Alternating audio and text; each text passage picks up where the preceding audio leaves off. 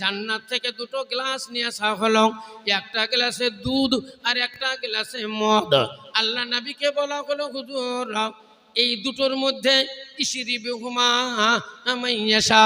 এই দুটোর মধ্যে এই দুটোর মধ্যে যেটা ইচ্ছা আপনি পান কইরালেন না।